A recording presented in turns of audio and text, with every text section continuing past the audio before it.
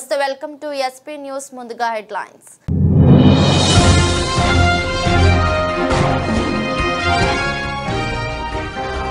Skill university పై కీలక ఆదేశాలు జారీ చేసిన సీఎం రేవంత్ ముసాయిదాలోని అంశాలపై పలు సూచనలు చేసిన CM deputy CM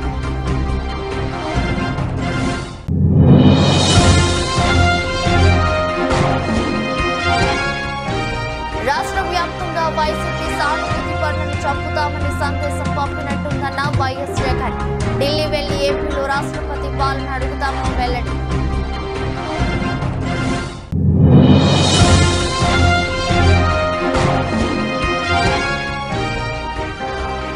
నిండుకుండల Medigadda Congress పై కేటీఆర్ విమర్శలు కాంగ్రెస్ కుట్రను తట్టుకుని కాళేశ్వరం ప్రాజెక్టు నిలిచిందన్న కేటీఆర్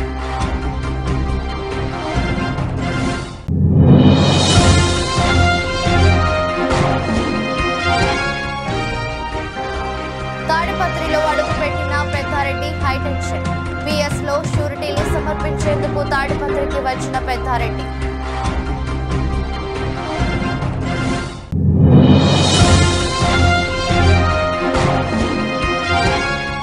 ధోని రిజ్వాన్ లో మెరుగు ఎవరిలో పాక్ జర్నలిస్టు నెట్టింట పోస్టుపై హర్భజన్ సింగ్ తీవ్ర ఆగ్రహం ఇలాంటి ప్రశ్న అడిగిన విలేకరిపై హర్భజన్ సింగ్ గుస్సా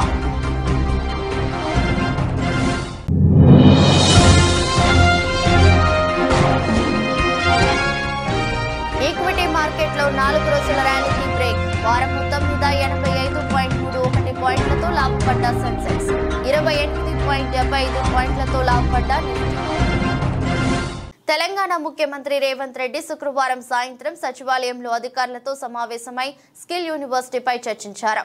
ఈ సమావేశంలో ఉప ముఖ్యమంత్రి మల్లు భట్టి విక్రమార్క, ప్రభుత్వ సలహాదారులు కేశవరావు, ప్రొఫెసర్ కోదండరాం, సంబంధిత అధికారులు పాల్గొన్నారు.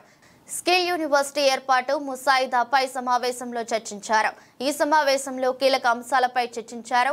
ఢిల్లీ, హర్యానా తరహాలో తెలంగాణలో స్కిల్ యూనివర్సిటీకి ముసాయిదాను అధికారులు సిద్ధం చేశారు. ఈ అసెంబ్లీ సమావేశాల్లోనే స్కిల్ యూనివర్సిటీ బిల్లు పెట్టే ఆలోచనలో ప్రభుత్వం ఉంది. ముసాయిదాలోని అంశాలపై CM Revanth Reddy, deputy CM Mallu Bhatti Vikramarka పలు సూచనలు చేశారు. యూనివర్సిటీలో సర్టిఫికేషన్ కోర్సులు, డిప్లొమా కోర్సులకు సంబంధించి ముఖ్యమంత్రి, ఉప ముఖ్యమంత్రికి అధికారులు వివరించారు. కోర్సుల విషయంలో డిమాండ్ ఎక్కువగా ఉన్న రంగాలపై ఎక్కువ దృష్టి పెట్టాలని ముఖ్యమంత్రి సూచించారు. యూనివర్సిటీ సంస్థాగత నిర్మాణం పైన కీలక సూచనలు చేశారు. శిక్షణ పూర్తయిన విద్యార్థులకు ఉద్యోగ, ఉపాధి అవకాశాలు కల్పించేలా ప్రణాళికలు సిద్ధం చేయాలని ఆదేశించారు.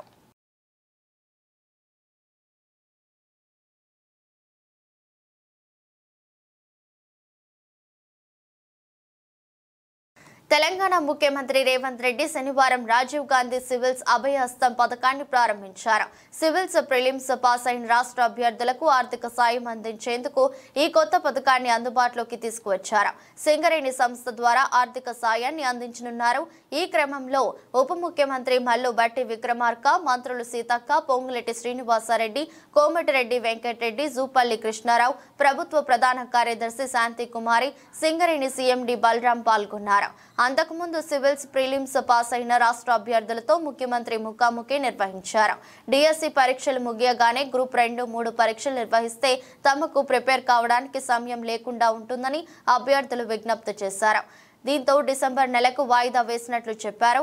తెలంగాణ యువత ఆశలను నెరవేర్చుతున్నామని చెప్పడానికే తాను తన మంత్రులు కలిసి మీతో సమావేశమయ్యామన్నారు. మీకు అందరికీ తెలుసు, తెలంగాణ రాష్ట్రం ఏర్పడిన తర్వాత 10 సంవత్సరాలలో ఇచ్చిన ఏ నోటిఫికేషన్ కూడా ఇచ్చిన సమయానికి పరీక్షలు నిర్వహించిన సందర్భమే లేదు. దానికి కారణం ఏదైనా అయి ఉండొచ్చు, వాళ్ళ ఆలోచన విధానాలు ఏమైనా ఉండొచ్చు. కానీ తీరని నష్టం, యుక్త వయసులో ఉజ్వల భవిష్యత్తును ఆలోచన చేసి కోచింగ్ సెంటర్లలో తిరుగుతూ మధ్యతరగతి, దిగువ తరగతి కుటుంబాలు, తల్లిదండ్రులు కష్టపడి రూపాయి జమ చేసి ఇక్కడికి పంపిస్తే అమీర్పేట్ చౌరస్తాలను, దిల్సుఖ్ నగర్లను, అశోక్ నగర్లను, వివిధ కోచింగ్ సెంటర్ల చుట్టూతో తిరుగుతూ సంవత్సరాల కొద్ది పరీక్షలు వాయిదా పడుతూ సంవత్సరాల తర్వాత పరీక్షలు నిర్వహిస్తే ఫలితాలు వచ్చే లోపల మీరు కష్టపడి చదివిన పరీక్షా కేంద్రాల్లో మీకు ఇచ్చిన ప్రశ్నపత్రాలు అంతకంటే ముందే జిరాక్స్ సెంటర్లలో పల్లి బఠానీల్లాగా అమ్మినప్పుడు ఆ విద్యార్థుల యొక్క బాధ, భావోద్వేగం మేము కళ్ళతో చూసినాం, అర్థం చేసుకున్నాం.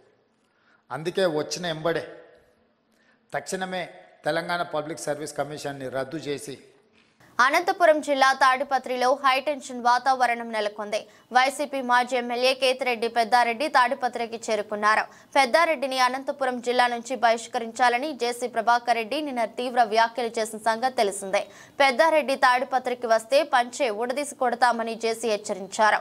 ఈ నేపథ్యంలో పెద్దారెడ్డి రాకతో తాడిపత్రిలో ఉద్రిక్త పరిస్థితులు నెలకొన్నాయి.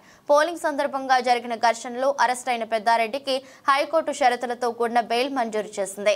ఈ క్రమంలో షూరిటీలు సమర్పించేందుకు ఆయన అనంతపురం నుంచి తాడిపత్రికి వచ్చారు. నేరుగా తాడిపత్రిలోని పోలీస్ స్టేషన్ కు చేరుకున్న పెద్దారెడ్డి షూరిటీలు సమర్పించి సంతకం చేసి వెళ్లిపోయారు. షూరిటీలు సమర్పించిన తర్వాత పెద్దారెడ్డిని ఎక్కువసేపు తాడిపత్రిలో ఉంచకుండా పోలీసులు అనంతపురంకు తరలించారు. పెద్దారెడ్డి కూడా అడ్డు చెప్పకుండా తాడిపత్రి నుంచి వెళ్లిపోయారు. దీంతో అందరూ ఊపిరి పీల్చుకున్నారు. 2 నెలల తర్వాత పెద్దారెడ్డి తాడిపత్రికి రావడం గమనార్హం. పల్నాడు జిల్లా వెనుకొండలో రషీద్ అనే యువకుడు దారుణ హత్యకు గురి కావడం తెలిసిందే. ఏపీ మాజీ సీఎం వైసీపీ అధినేత జగన్ నేడు వెనుకొండలో రషీద్ ఇంటికి వెళ్లారు. తీవ్ర విషాదంలో ఉన్న రషీద్ కుటుంబ సభ్యులను పరామర్శించారు. హత్య ఘటన జరిగిన తీరును అడిగి తెలుసుకున్నారు. రషీద్ కుటుంబానికి ప్రగాఢ సానుభూతి తెలిపారు. హత్య చేసేటంత ఫ్యాక్షన్ కక్షలు కూడా లేవని, మరి ఈ ఘటన ఎలా జరిగింది అని రషీద్ కుటుంబ సభ్యులను ఆరా తీశారు.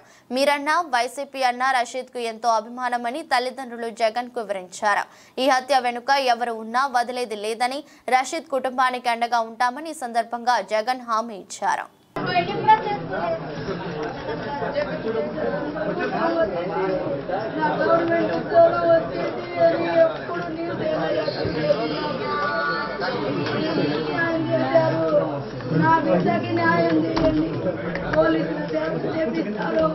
మీరు చేస్తారో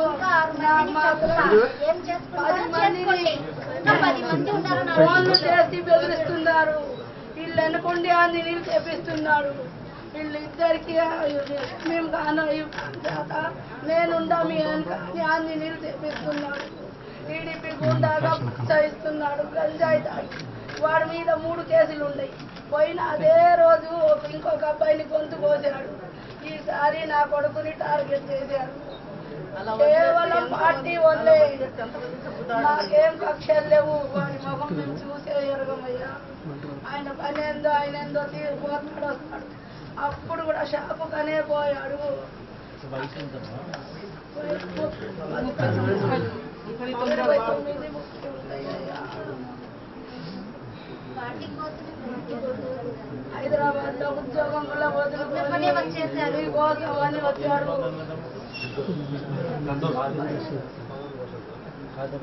అమ్మాయి చెల్లెలు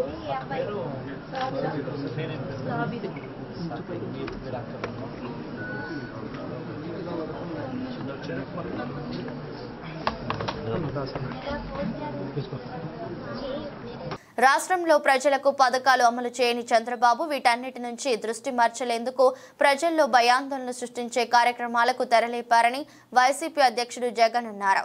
చంద్రబాబు ఈ మాదిరిగా దాడులు చేస్తూ అన్యాయాలు చేస్తూ దిగజారిన రాజకీయాలు చేస్తున్నాడని విమర్శించారు. ఖచ్చితంగా వీటిపై నిరసన తెలియజేస్తాం.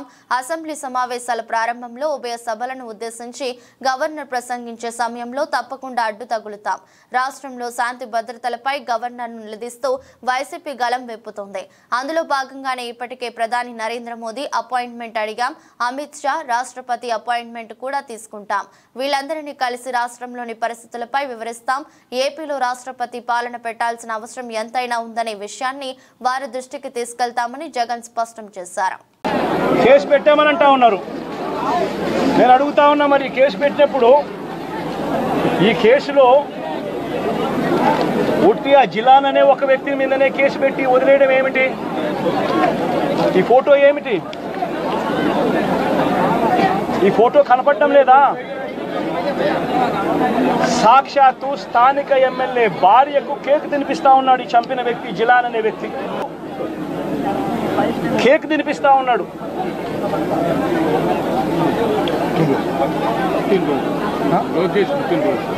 లోకేష్ పుట్టినరోజు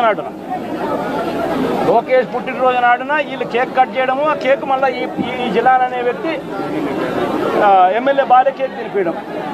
మరి ఇంత దారుణమైన ఇంత సత్సంబంధాలు కలిగిన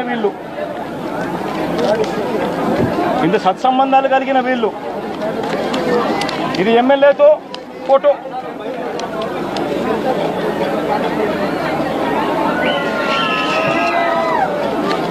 ఈ అయూబ్ ఖాన్తో ఫోటోలు, ఇవన్నీ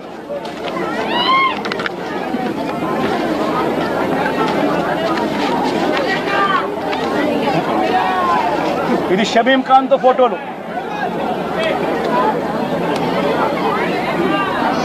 మరి వీళ్ళెవరు కేసులో ఎందుకు లేరు? వీళ్ళందరి మీద కేసు ఎందుకు? నిజామాబాద్ జిల్లా ఆర్మూర్ పట్టణ కేంద్రంలో ముఖ్యమంత్రి రేవంత్ రెడ్డి రుణమాఫీ చేసిన రైతు ప్రభుత్వమని నిరూపించారని బోధన ఎమ్మెల్యే పొద్దుటూరి సుదర్శన్ రెడ్డి అన్నారు. ఆర్మూర్లో జరిగిన రైతుల సంబరాల్లో అంబేద్కర్ చౌరస్తా నుండి మున్సిపల్ కార్యాలయం వరకు జరిగిన ర్యాలీలో ఆయన హాజరై మాట్లాడారు. మాట తప్పని కాంగ్రెస్ పార్టీని ప్రజలు ఆదరించాలని, రానున్న స్థానిక సంస్థల ఎన్నికల్లో గ్రామ పంచాయతీ ఎంపీటీసీలను, జడ్పీటీసీలను, కౌన్సిలర్లను అన్ని స్థానాల్లో కాంగ్రెస్ గెలిచేలా కృషి చేయాలని తెలిపారు. 70 మంది లోన్లు మాఫీ అయ్యేందుకు రోడ్డు మీద నిలబడి మాకు సన్మానం చేసినందుకు వాళ్ళకు కూడా ధన్యవాదాలు. లేకుంటే నేను అంగాపురంలో చూసా, ఎవరు పోతే పట్టించుకో నిబంధనలు లేవని అది ఎన్నికల బాధ అనుకుంటుంది. ఒకసారి మినిస్టర్ ఉన్నప్పుడు పోతే అంటున్నా అనుకొని నేను కూడా కొద్దిగా వండి ఉంటాను, పనులు చేస్తాను. అయితే కిరాలు అంగాపూర్లో కిరాలు రిపేర్ చేస్తా ఉన్నాను, మినిస్టర్ ఉన్నాను. కిరాలు రిపేర్ చేయగానే నాకు తెలిసి వస్తారని పోయినా, పోయే వరకు 78 మంది వచ్చింది. ఆర్మూర్ పట్టణంలోకి మన ప్రియతమ నాయకులు, మా గురువు గారు సుదర్శన్ రెడ్డి గారు ఇక్కడికి రావడం జరిగింది. ముఖ్యంగా ఈ యొక్క కార్యక్రమం ఉద్దేశం వరంగల్ డిక్లరేషన్ ద్వారా రైతులకి 2 లక్షల రుణమాఫీ ఏకకాలంలో చేస్తామని చెప్పినట్టుగా నిన్నటి రోజు 1 లక్ష రూపాయల వరకు ఎవరైతే రైతులు బ్యాంకులలో తీసుకొని ఉన్నారో వాళ్ళందరికీ కూడా 1 లక్ష రూపాయల వరకు నిన్నటి రోజు వాళ్ళ ఖాతాలో పడింది. మన ఆర్మూర్ నియోజకవర్గంకి 5736 మంది రైతులకి నిన్నటి రోజు వాళ్ళ భద్రాద్రి కొత్తగూడెం జిల్లా మనుగూరులోని బీఆర్ఎస్ కార్యాలయంలో మాజీ ఎమ్మెల్యే రేగా కాంతారావు విలేకరుల సమావేశం నిర్వహించారు. ఈ సందర్భంగా కాంతారావు మాట్లాడుతూ కాంగ్రెస్ పార్టీ ఇచ్చిన హామీలు అమలు చేయాలన్నారు. రుణమాఫీ విషయంలో షరతులు లేకుండా ఒకేసారి 2 లక్షలు మాఫీ, కళ్యాణ లక్ష్మితో పాటు తులం బంగారం ఎంతమందికి ఇచ్చారని ప్రశ్నించారు. నగదు బదిలీ లేని హామీలు అమలు చేస్తూ గొప్పలు చెప్పుకుంటున్నారని విమర్శించారు. ప్రతి మహిళకు 2500 ఎందుకు అమలు చేయలేదు? ఎన్నికల ముందు ఇచ్చిన హామీలు నెరవేర్చే వరకు ప్రజాపక్షాన బీఆర్ఎస్ నిలుస్తోందని, ప్రస్తుతం ఎమ్మెల్యే పాయి వెంకటేశ్వర్లు నీకు చేత కాదని ఒప్పుకుంటే నా ట్రస్ట్ నుండి ప్రజల కోసం ఆ డబ్బులు నేను ఇస్తానని దీనికి సిద్ధమేనా అన్నారు. రికవరీకి నోటీస్ పంపితే ఎంత సిగ్గుపడాలి మనం అసలు ప్రభుత్వంలో. అసలు నోటీస్ ఇవ్వాల్సింది నీకు, రేవంత్ రెడ్డికి నోటీస్ ఇవ్వాలి. నువ్వు మహిళలకి 1.5 లక్ష రూపాయలతో పాటు ఆనాడు ఉన్నటువంటి మా ప్రభుత్వం ఇచ్చినటువంటి 1 లక్ష రూపాయల కళ్యాణ లక్ష్మి, తులం బంగారం ఇస్తున్నాను. ఇవాళ జరిగినటువంటి పెళ్లిలకి, ఈ రోజు వరకు జరిగినటువంటి ప్రతి పెళ్లికి ఎన్ని పెళ్లిలు జరిగినో అన్ని తులాల బంగారం ఇవ్వాలి అని చెప్పేసి నీకు రికవరీ నోటీస్ పంపించాలి. అట్లాగే 15,000 రూపాయలు ఇస్తానన్నావు రైతు భరోసా కింద. ఇయాటి వరకు రైతు భరోసా ఇవ్వలేదు. 15,000 రూపాయల చొప్పున 70 లక్షల మంది రైతులకి రైతు భరోసా ఎంత అవుతా ఉందో రికవరీ కోసం నీ ప్రభుత్వానికి నోటీస్ ఇవ్వాలి. అట్లాగే పిల్లలకి సైకిల్ మోటార్లు ఇస్తానన్నావు, స్కూటీలు ఇవ్వలేదు. మరి ఎంతమంది స్కూళ్ళల్లో పిల్లలు ఉన్నారో వాళ్ళందరికీ సైకిల్ మోటార్లు ఇవ్వమని చెప్పేసి ఎంత డబ్బు అవుతుందో రికవరీ నోటీస్ నీకు పంపించాలి. ఏం వదిలిపెట్టి ఈ ముసలోళ్ళ దగ్గర రికవరీ నోటీస్ అంటే సిగ్గుపడాలి ప్రభుత్వం. అసలు నిజంగా 1 లక్ష రూపాయల కోసం ఏదో మేము సాధించడం చెప్పేసి చెప్పుకోవడం అంటే ఎంత సిగ్గుమాలిన పని అంటే నిజంగా మేధావులందరూ సిగ్గుపడతా ఉన్నారు చాలా మంది. ఎక్కడి ప్రభుత్వం ఇదేం కదా అని చెప్పేసి. అంటే ఇంత దిగజారినటువంటి పనులు చేసుకుంటా మేమేదో గొప్పలు చేసినాం, ఇవాళ రుణమాఫీ చేస్తామని చెప్పారు. 2 లక్షల రుణమాఫీ బేషరతుగా ఎటువంటి కండిషన్స్ లేకుండా బేషరతు ఇవ్వాలి అని మేము టీఆర్ఎస్ పార్టీ పక్షాన డిమాండ్ చేస్తాము. 100 కారణాలు చూపెడతా ఉన్నారు. అన్ని 2 తెలుగు రాష్ట్రాల్లో భారీ వర్షాలు కురుస్తున్నాయి. నదులు, వాగులు, వంకలు పొంగి ప్రవహిస్తున్నాయి. తెలంగాణలోని మేడిగడ్డ ప్రాజెక్టుకు వరద నీరు పోటెత్తుతోంది. ప్రాజెక్టు నిండు కుండలా మారింది. ఈ నేపథ్యంలో బీఆర్ఎస్ వర్కింగ్ ప్రెసిడెంట్ కేటీఆర్ స్పందిస్తూ కాంగ్రెస్ ప్రభుత్వంపై ధ్వజమెత్తారు. మేడిగడ్డ ఎందుకు పనికి రాకుండా పోయిందని సీఎం రేవంత్ రెడ్డి సహా ఇతర కాంగ్రెస్ నేతలు సోషల్ మీడియా చేసిన ప్రచారం పనికి రాకుండా పోయిందని తెలిపారు. కాంగ్రెస్ కుట్రలను తట్టుకుని కాళేశ్వరం ప్రాజెక్టు నిలిచిందని, నిండు కుండల మేడిగడ్డ బ్యారేజీ ఉందని చెప్పారు. కాళేశ్వరం కొట్టుకుపోయింది, మేడిగడ్డ కుంగిపోయిందంటూ కాంగ్రెస్ పార్టీ వందలాది యూట్యూబ్ ఛానళ్లు నెలల పాటు దుష్ప్రచారం చేశాయని, వాళ్ల కుళ్ళు కుతంత్రాలకు కడిగిస్తే లక్షల క్యూసెక్కుల నీరు మేడిగడ్డ వద్ద ప్రవహిస్తోందని తెలిపారు. కేసీఆర్ మీద కక్షతో కాళేశ్వరం మీద బురద చల్లే ప్రయత్నం చేస్తే మీరు చరిత్రహీనులుగా నిలిచిపోవడం ఖాయమని కేటీఆర్ చెప్పారు. ఎవరు ఎన్ని కుట్రలు చేసినా తెలంగాణకు జీవధార కాళేశ్వరం ప్రాజెక్టు అని అన్నారు. త్వరలోనే మేడిగడ్డ ప్రాజెక్టు సందర్శనకు వెళ్తున్నామని తెలిపారు. ముఖ్యమంత్రి చంద్రబాబు ఆదేశాల ప్రకారం వరద బీభత్సానికి గురైన వేలేరుపాడు మండలం అల్లూరు నగర్, రామారం, ఉదయనగర్ గ్రామం, మాదారం గ్రామాలను ఆంధ్రప్రదేశ్ రాష్ట్ర సమాచార, పౌర సంబంధాలు, గృహ నిర్మాణ శాఖ మంత్రి కొలుసు పార్థసారథి సందర్శించారు. అక్కడి పరిస్థితులను అధికారులను అడిగి తెలుసుకున్నారు. మంత్రి పలువురు టీడీపీ ఎమ్మెల్యేలు, సంబంధిత శాఖ అధికారులు, టీడీపీ నాయకులు తదితరులు ఉన్నారు.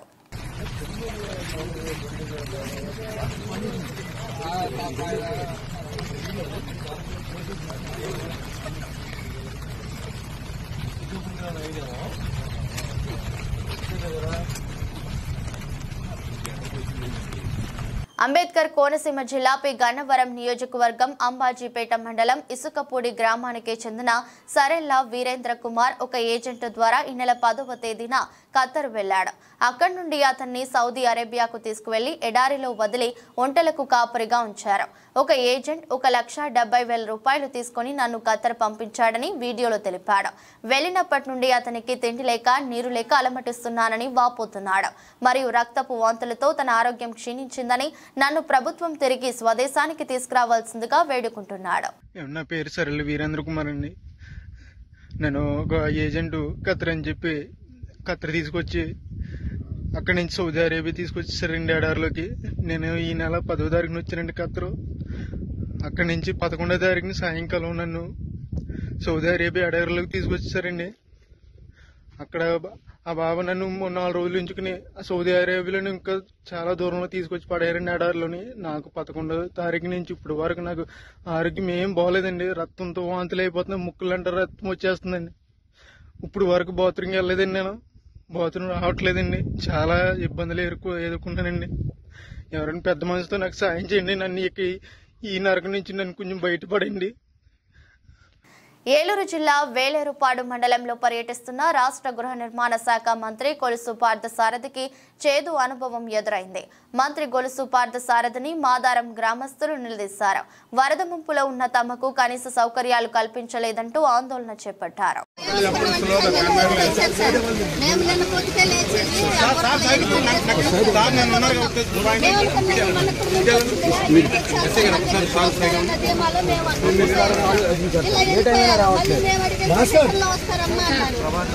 ఆగిపోయింది, మీరు వెళ్ళిపోయారు. సాయంత్రం ఏమైందంటే మాకు సాయంత్రం ఇక్కడ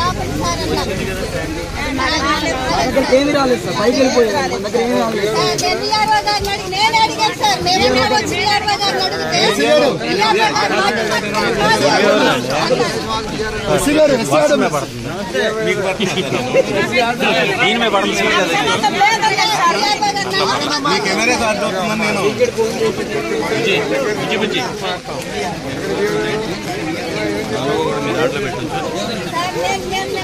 వాతావరణంలో మార్పుల ద్వారా ఎగువ ప్రాంతాలలో ఏలూరు జిల్లాలో పడుతున్న భారీ వర్షాల నేపథ్యంలో ఏలూరు జిల్లా వ్యాప్తంగా ఉన్న కాలువలు, వాగులు, నదులు విస్తృతంగా ప్రవహిస్తున్న నేపథ్యంలో ప్రజల యొక్క ఆస్తి ప్రాణాలకు నష్టం జరగకుండా పలు జాగ్రత్తలు తెలియజేశారు.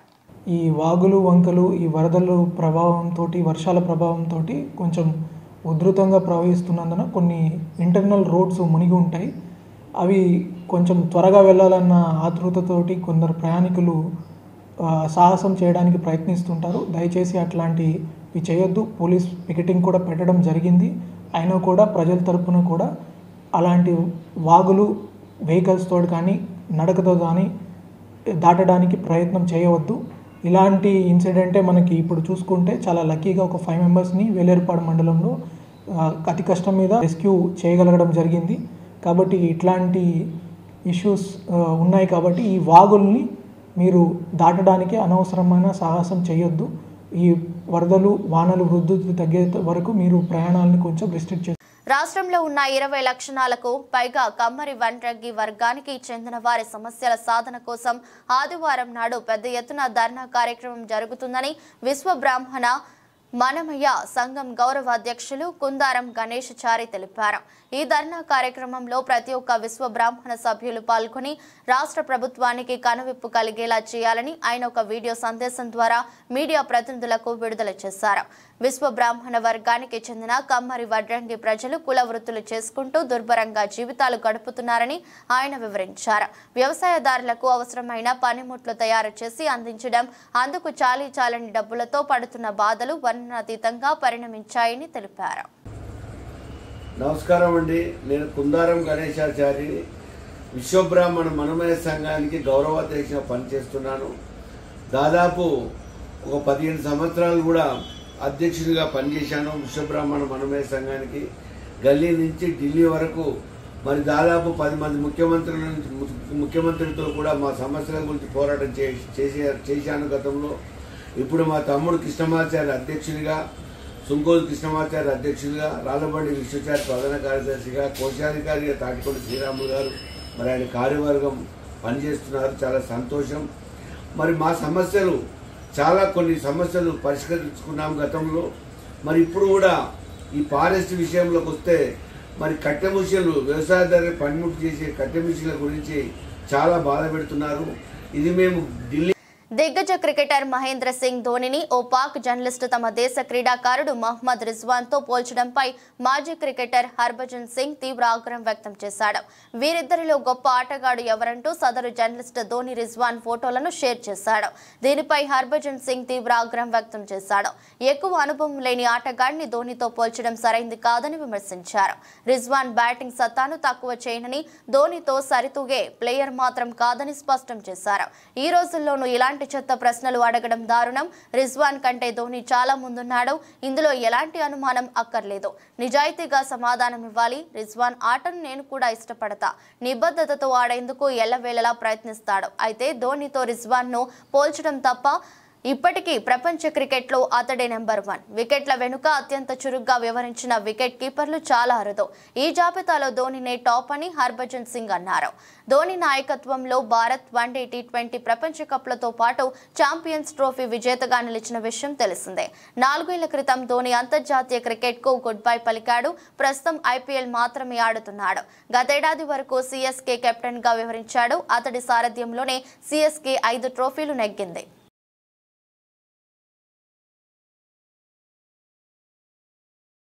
ఈక్విటీ మార్కెట్లో 4 రోజుల ర్యాలీకి బ్రేక్ పడింది. శుక్రవారం ప్రపంచవ్యాప్తంగా ఏర్పడిన అవుటేజ్లు, అంతర్జాతీయ మార్కెట్లలో పోటెత్తిన అమ్మకాలకు తోడు ఇటీవలి లాభాలను సొమ్ము చేసుకోవాలన్న ఆకాంక్షతో ఇన్వెస్టర్లు తెగబడి అమ్మకాలు సాగించడం మార్కెట్ను నష్టాల్లోకి నెట్టింది. మార్కెట్ దిగ్గజం రిలయన్స్ కౌంటర్లో జరిగిన అమ్మకాలు కూడా మార్కెట్పై ప్రభావం చూపాయి. అయితే ట్రేడింగ్ ప్రారంభంలో సూచీలు జీవితకాల గరిష్ట స్థాయిలను నమోదు చేశాయి. సెన్సెక్స్ 81,587.76 పాయింట్లు, నిఫ్టీ 24,854.80 పాయింట్ల జీవితకాల గరిష్ట స్థాయిలను తాకాయి. కానీ చివరికి సెన్సెక్స్ 738.81 పాయింట్ల నష్టంతో 80,604.65 వద్ద ముగిసింది. ఇంట్రాడేలో సూచీ 844.36 పాయింట్లు దిగజారి 8,499.10 స్థాయికి తాకింది. ఇంట్రాడేలో 292.70 పాయింట్లు నష్టపోయి 24,587 108.15 పాయింట్ల కనిష్ట స్థాయిని నమోదు చేసిన నిఫ్టీ చివరికి 269.95 పాయింట్ల నష్టంతో 24,530.90 వద్ద ముగిసింది. వారం మొత్తం మీద సెన్సెక్స్ 85.31 పాయింట్లు, నిఫ్టీ 28.75 పాయింట్లు లాభపడ్డాయి. మార్కెట్లో ఏర్పడిన భారీ పతనంతో బీఎస్ఈలో లిస్ట్ అయిన కంపెనీల మార్కెట్ విలువ ఒక్క రోజులోనే 7.94 కోట్లు దిగజారింది. మార్కెట్ ముగిసే సమయానికి 4,46,38,826.75 కోట్ల వద్ద స్థిరపడింది.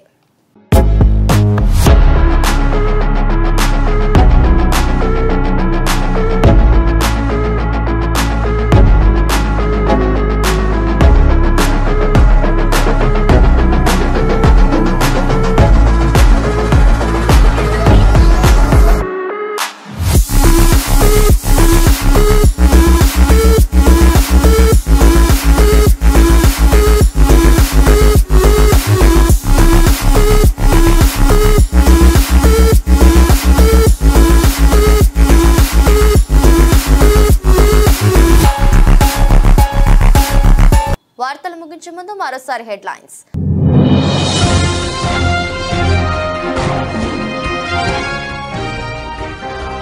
స్కిల్ యూనివర్సిటీపై కీలక ఆదేశాలు జారీ చేసిన సీఎం రేవంత్. ముసాయిదాలోని అంశాలపై పలు సూచనలు చేసిన CM deputy CM.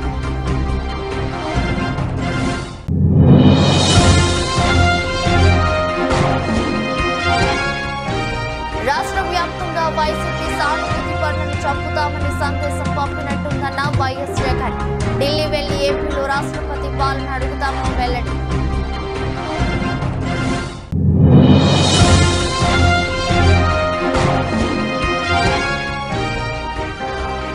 నిండుకుండల Medigadda Congress పై కేటీఆర్ విమర్శలు. కాంగ్రెస్ కుట్రను తట్టుకుని కాళేశ్వరం ప్రాజెక్టు నిలిచిందన్న కేటీఆర్.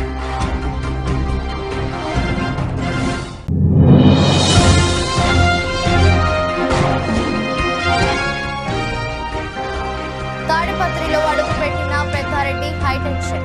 పిఎస్ లో షూరిటీలు సమర్పించేందుకు తాడిపత్రికి వచ్చిన పెద్దారెడ్డి.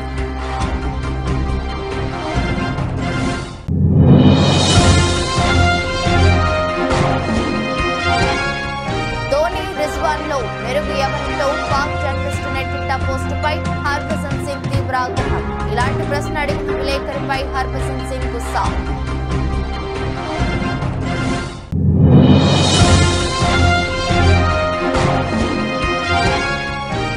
ఈక్విటీ మార్కెట్లో 4 రోజుల ర్యాలీకి బ్రేక్. వారం మొత్తం మీద 85.31 పాయింట్లతో లాభపడ్డ సెన్సెక్స్, 28.75 పాయింట్లతో లాభపడ్డ నిఫ్టీ. ఈ దృష్టి బులెటిన్ మరో బులెటిన్లో మళ్ళీ కలుద్దాం. అంతవరకు సెలవు, నమస్కారం.